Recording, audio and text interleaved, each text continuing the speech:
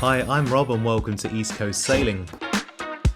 Today's episode covers a 117 nautical mile journey from the Isle of Wight to Dover over 2 days. Having been reunited with my family after 2 weeks at sea sailing to the Channel Islands, I finally got to explore the Isle of Wight with my family, where we went on to Ryde, exploring the beautiful beaches. We couldn't have asked for better weather, and it was 28 degrees for 4 days, which was perfect. After some amazing meals, it was finally time to return home and drop Hugo and Fran back to Gosport before making my way back home.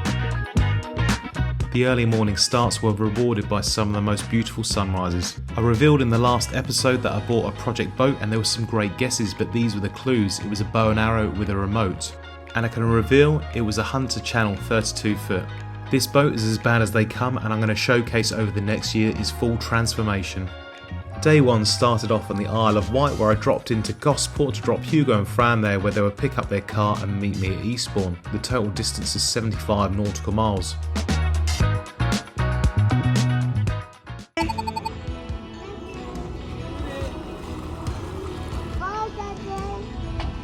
Bye Hughie, love you. Have a good day, forever.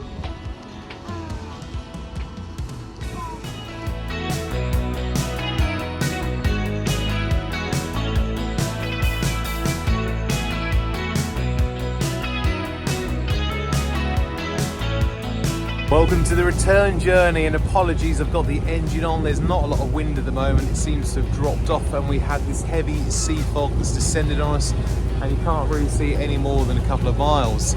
So I've got the main sheets out, and we're just going along very gently, heading towards Eastbourne, where I'm going to meet Fran and Hugo.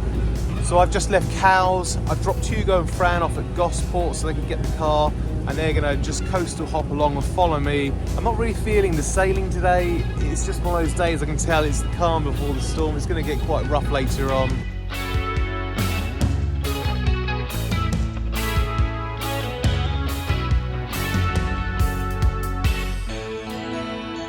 So one of the benefits of leaving the Solar is the traffic is definitely dying off. It's going to be nice not having to check every direction every couple of minutes, because it's exhausting.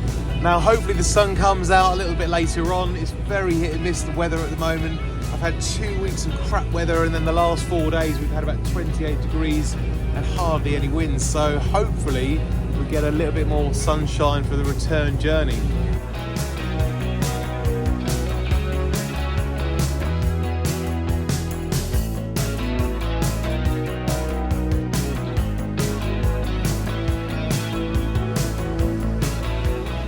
So the sun's finally come out. We've got a little bit of a tailwind. I've only got the main out with no reefs. I haven't bothered with the furling genoa because it was just going to flog round. Now we're 36 miles away from Beachy Head Point, where I'll turn around the corner and head into Eastbourne, where I'll have another further 5 miles. Now I've got the engine on just because I'm trying to make as much progress and use this tide to get as many miles under my belt as possible, because I've got to get back to work for Monday. So today I've probably done over 75 nautical miles by the time I pull into Sovereign Harbour, so it's been quite a long day already.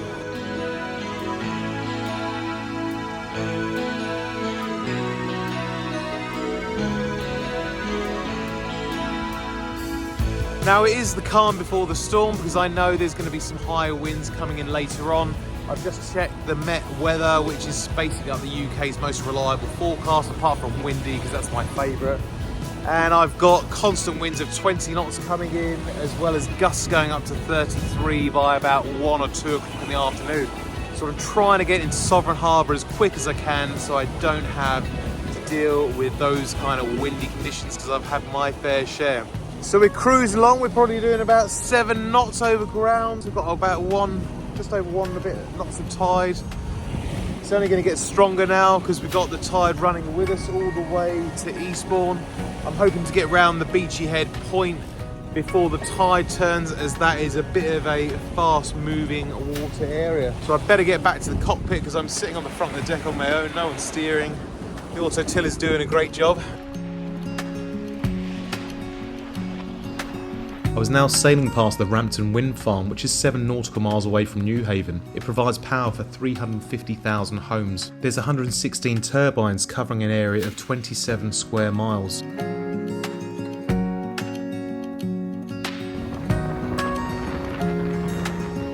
The wind speeds have really picked up at this point. We had a constant wind of 22 knots, which was driving us forward with a speed over ground of 10.6 knots.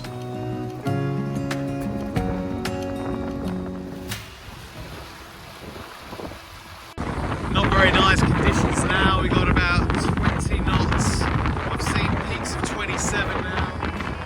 Got some nice rolling waves, but the ride is a little bit uncomfortable. It's very rolly. Oh my god! Give me that. Oh. That was the sound of every single drawer and cupboard emptying its contents onto the cabin floor.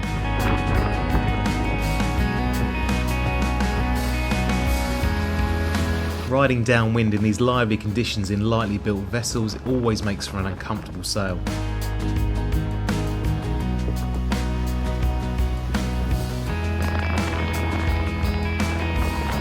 There's me holding on for dear life, and I see this beautifully trimmed boat sailing upwind in 25 knots. I pushed on past the Seven Sisters and the Beachy Head lighthouse came into view. I knew this lively sail was coming to a conclusion. As soon as I turned round the corner towards Eastbourne, everything was going to calm down.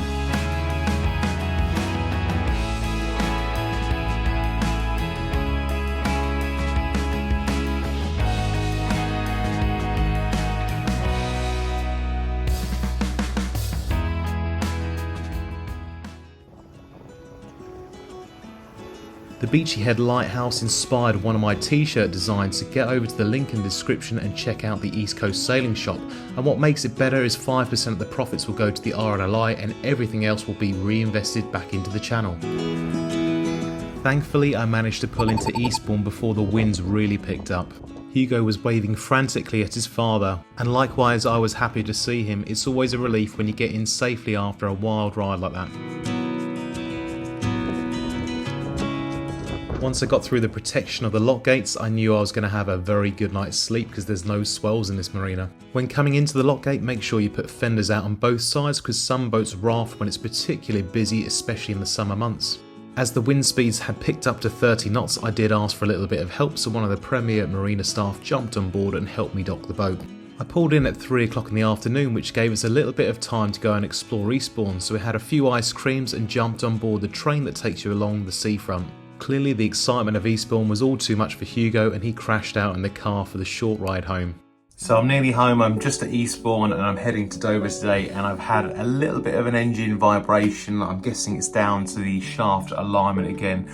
So I've had to adjust it once already on this holiday, but I have been doing some pretty heavy sailing over the last 3 weeks and the boat has been sailing pretty much every day. I've only had about 4 down days in that whole time.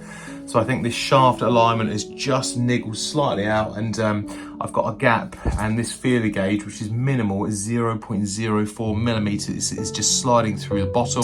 So that means I need to lift the back of the engine up ever so slightly, and I've got a little gap on just one of the sides, so I just need to shimmy it over slightly. So you can see the feeler gauge doesn't go in at the top. So set it up like a clock face as well. So you've got one of the bolts at the 12 o'clock position, 9 o'clock and 3 o'clock over there. Now the feeler gauge doesn't go in that side, so that's good. If I'm to go over to this side though, there is just ever so slight gap. I can put the feeler gauge in when I... See, that's just slotting in there. So this is such a small gap. The feeler gauge will not go in there, but it will go on the bottom. A few moments later.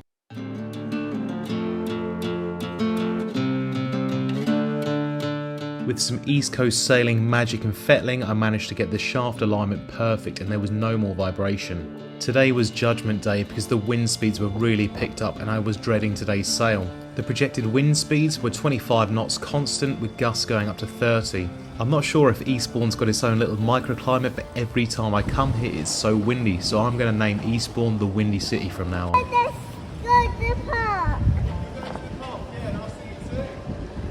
I see you, Daddy. I'm going the boat.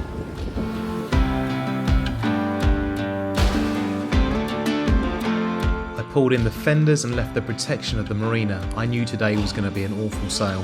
The second day covers the lively journey between Eastbourne and Dover. It's a relatively short journey covering 43 nautical miles. Given the strong tailwind and the tide running with us, I expect to do this journey in 6 hours, averaging 7 nautical miles per hour. One of the biggest risks of sailing in this area is unmarked lobster pots. They have lines running down to the seabed which poses a risk and it could foul the prop.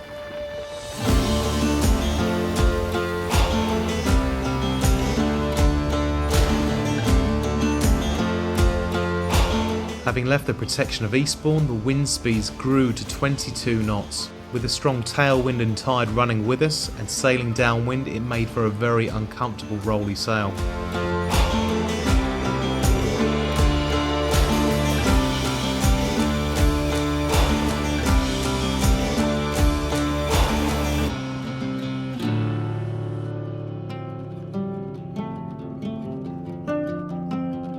The waves aren't particularly big in this video clip, however the frequency is every 4 seconds, which is relentless and you feel like you're getting beaten up. It certainly wasn't an easy sail today, but I was making some very good progress and I was constantly registering speeds over 10 knots over ground. You can see the look of unease in my face, and these were perhaps the most challenging conditions that I'd sailed in the last 3 weeks. I was now flying past the point of Dungeness where the tide rips the strongest round here. Thankfully it was working with me and not against me, and I was gaining an extra 3 knots over ground because of it.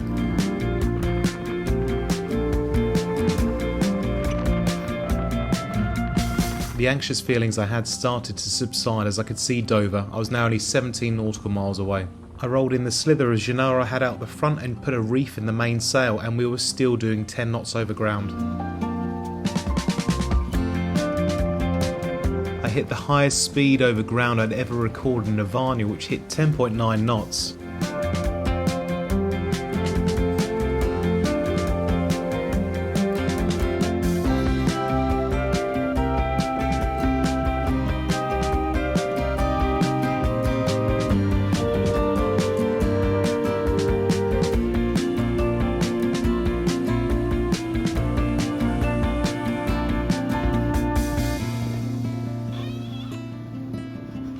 After the lively ride through the English Channel, I could see the white cliffs of Dover looking very vivid in the bright sunlight.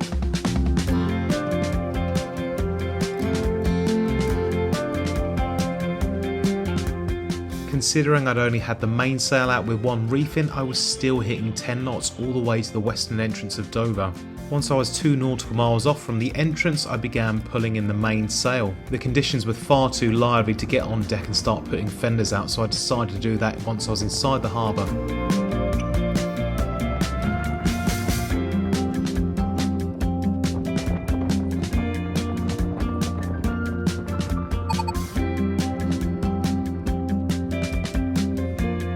As the waves crashed into the harbour wall and bounced back, it created very confused wave patterns. The closer I got to the harbour wall, the rougher it got.